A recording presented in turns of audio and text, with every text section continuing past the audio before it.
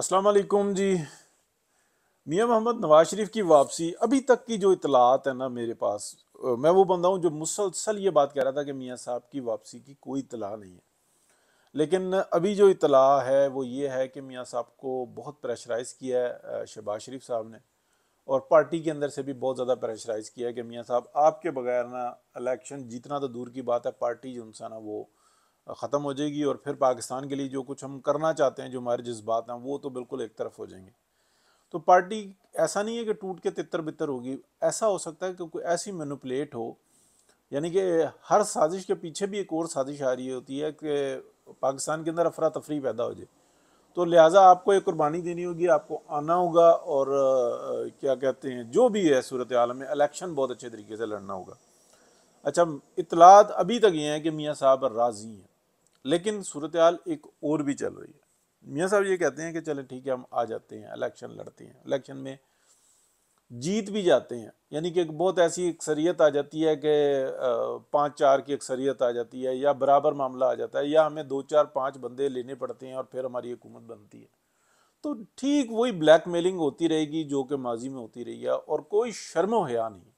मतलब इतना कुछ बर्बाद कर देने के बाद भी किसी 1% अगर आप ये कहें ना कि कोई हया आ रही है, जिसको आनी होती है, मैं उसकी बात कर रहा हूँ, आप समझ रहे हैं, अपनी भी एक लिमिट है, उसको कोई हया नहीं है।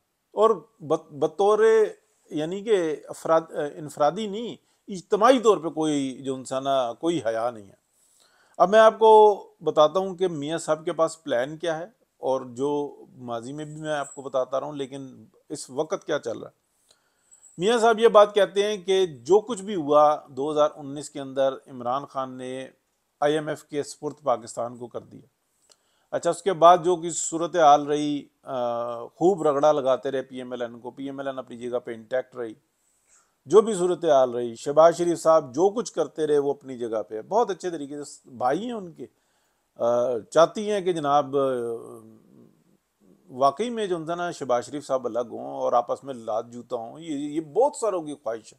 मतलब इसकी कीमत पाकिस्तान को बर्बाद कर देने के कर दिया, वो इंटैक्ट रहे, लेकिन उनको उनकी कोई वो नहीं है, जो आप कह लें कि रंजिश और बोझ और कीने की जो ना इंतहा जो ना वो कोई नहीं।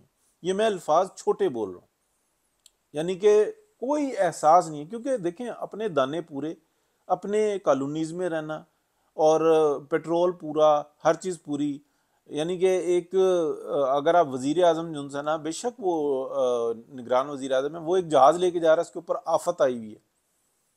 मैं बोलूँ कि किसके लिए, किसकी फैमिलीज के लिए, मरी और जो दीगर जगहों पे जो है ना, अपनी फैमिलीज के लिए हेलीकॉप्टर्स उड़ते हैं, छोटे जहाज उड़ते हैं फैमिलीज के लिए, ठीक है, और कितनी तादाद में उड़ते हैं, और क्या अखराजात हैं उसके, कोई पूछने वाला है? कोई यहाँ पे बात करता है? किसी साफी में इतनी जरूरत है कि वो बताए? पब्लिक देखती है सब कुछ, और डेली की फ्लाइट्स कितनी होती हैं, उसके ऊपर कोई आग नहीं लगी हुई थी किसी को कि यार ये मुल्क बर्बाद हो रहा है। एक जो ना निगरान वजीर आजम गया हुआ है, उसके ऊपर हाईवे आया हुआ है। नहीं जाना चाहिए था, मैं भी कहता हूँ नहीं जाना चाहिए था। और लेकिन यार वो तो 1% का भी हुकूमत का, पूरी हुकूमत का जो हिसाब किताब है, वो जो अखराजात यहाँ पे अलल्ले तलल्ले उड़ाए जाते हैं, उसके अंदर हुकूमत का तो 1% का भी नहीं है हिसाब किताब। उसी के ऊपर जनाब सारी रागनी बनाई हुई होती है कि मुल्क बर्बाद हो गया इसकी वजह से। और भाईजान, मुल्क के अखराजात कुछ और होते हैं, हुकूमत के अखराजात कुछ और होते हैं। इस मुल्क को बर्बाद कर देने में ना सबसे ज्यादा झूठे मीडिया का हाथ है। अब आगे चलते हैं। मियाँ साहब ये कहते हैं कि लेट सपोज आते हैं इलेक्शन, हम लड़ते हैं, बेहतरीन तरीके से इलेक्शन जीत भी जाते हैं, ये ग्रीन पाकिस्तान और ये जो नए 5-6 मंसूबे आ गए हैं, इसके बाद क्या सूरत हाल होगी? आप मुझे बताएं कि आईएमएफ के अंदर जाके, तो मियाँ साहब कहते हैं कि हमने आईएमएफ को आखिरी वक्त में टांग दिखानी है कि नहीं भाईजान, हमारे रास्ते अलग हैं, ये आपकी पेमेंट्स हैं, ये इस शेड्यूल से मिल जाएंगी, और कौन सी एलसीज किस हिसाब से, और कोई ना कोई हमारे पास तो गारंटी है ना, कि वो ये कहेगा कि ठीक है हम इनकी गारंटी देते हैं। लेकिन उसके अंदर, उसके बाद पाकिस्तान के अंदर जो इस्लाहात करनी है, अभी ये ग्रीन पाकिस्तान का ऐलान कर दिया, आईटी का ऐलान कर दिया, हर एक के ऊपर जो ना एक अफसर बैठा हुआ होगा, रिटायर्ड होगा या ऑन ड्यूटी होगा, तो कर लें क्या करना। फिर आप बताएं, पाकिस्तान के अंदर जो मियाँ नवाज शरीफ के जहन में है कि जो बेल आउट पैकेज है, उसको हम कहते हैं कि जी ठीक है, हम इस पैकेज के ऊपर आते हैं। उसके अंदर काम क्या क्या, दिफा को मियां नवाज शरीफ कहते हैं कि हमने खुद कफील होना है उसके अंदर से, किसी से जहाज नहीं लेने बने हुए जाके उसके अंदर कमीशन हो, अपने जहाज बनाएंगे और दुनिया को बेचेंगे और मुश्तरका प्रोजेक्ट करेंगे, क्या बुराई है इसके अंदर? ठीक है, बतौर इंडस्ट्री इसको इस्तेमाल करेंगे। ज़राअत के अंदर बड़े जो है ना पाकिस्तान के अंदर आकर अगर इंटरनेशनली जो है ना वो आके यहाँ पे तरबियत दें कि पूरे बलूचिस्तान को, वो पंजाब के अंदर जो आराम से आप कह लें कि 5 से 10 गुना ज्यादा फसलें हासिल की जा सकती हैं, सिर्फ तरबियत की जरूरत है। क्यों नहीं हो? लोग आए आके सीजन के ऊपर आए, 15 दिन 10 दिन के लिए आए, आके किसानों को बताएं कि किस तरीके से फील्ड्स बनानी है, यानी कि खेत बनाने हैं, कैसे सूरत हाल करनी है।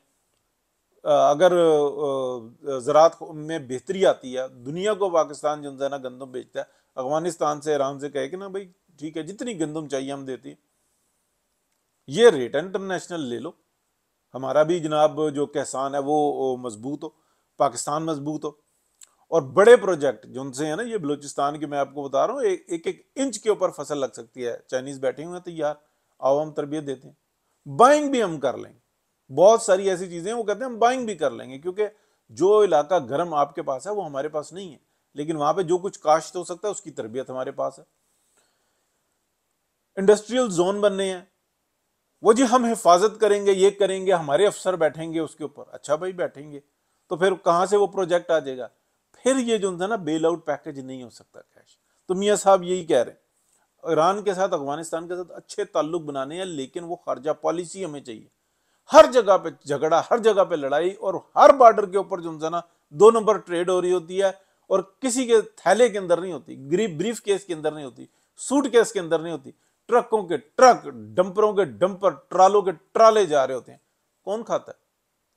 ऑर्गेनाइज तरीके से खाते हैं। किसके फायदे हैं इस बर्बादी के अंदर? फायदा किसका? तो यहां पर जो है ना मियां नवाज शरीफ कह रहे हैं भाई वापसी आना, इलेक्शन लड़ना, और आगे प्लान क्या है, हमने इस पाकिस्तान को संभालना कैसे है। नहीं आते, ले जो शहबाज शरीफ को, ले जो नून लीग को, लड़े नून लीग, मैं भी आ जाऊंगा, लेकिन ये जो है ना पैकेज नहीं होगा।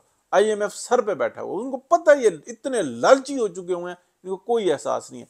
सख्त अल्फाज बोल रहा हूं, लेकिन क्या वो मैं सलीम साफी की तरह से कि जी मुझे इतना रंज था, मैं घर चला गया, अपनी जॉब बचा ली, जब तुम्हें बकवास करनी थी, मुंह को खोलना था, उस वक्त में तुम नहीं बोले। हामिद मीर साहब भी यही कहते हैं, बाकी सारे सहाफी भी यही कहते हैं। चंद एक जो यूट्यूब पे आके, जो फेसबुक पे आके बैठ गए थे, उनको तो मैं सहाफी मानता हूं, जान पे खेल गए, प्रोग्राम्स किए, सच बोली। बाकी जनाब मुझे इतना रंज था, लख दी लानत तुम्हारे रंज के ऊपर। इस वक्त में भी जो बैठे हुए हैं ना, तुम्हें ये नहीं नजर आ रहा कि इस वक्त में दाने कितने मुके हुए हैं? किसी को कोई एहसास नहीं है। एक बात ध्यान में रखना, आखिरी बात करके मैं व्लॉग खत्म करूं। 1 रूबल का, यानी कि जो रशियन करेंसी थी, 1 रूबल के ना $2.5 आते थे, और टाइम नहीं लगा था कि $1 के 2000 रूबल आते थे, टाइम नहीं लगा था। ये जो 30, 35, 25, 10 करोड़ का, 8 करोड़ का प्लॉट है ना, इसकी रजिस्ट्री भी नहीं किसी ने करवानी कि तू ही रख, ये होता है। तो करवाएं। पाकिस्तान की तो बां बां करा के रख दी है, एक आम आदमी की इज्जत नफ्स उड़ा के रख दी है। मियां नवाज शरीफ कहते हैं ना मेरे साथ ज्यादती की, वो ये नहीं कहता कि मेरे साथ ज्यादती की, वो कहता है इस पाकिस्तान की अवाम के साथ ज्यादती की। वो तो सह गया, अपनी जान पे सह गया, अपनी बेटी को देख के सह गया। क्या जुर्म किया था? एक बेटे से तनख्वाह ले लेता तो वो एसिड बन जाता, और वो एसिड जो था ना बताया नहीं है, उसके ऊपर सजा है, और इंक्वायरी करो। और जैन, ये जो यूथी हैं उनको जैन से मफलूज कर दिया। काबिल तरस लोग हैं ये दुनिया तो बर्बाद कर ही बैठे हैं, ये जन्नम में भी जाएंगे सिर्फ इसी वजह से, क्योंकि अकीदा बना लिया ना।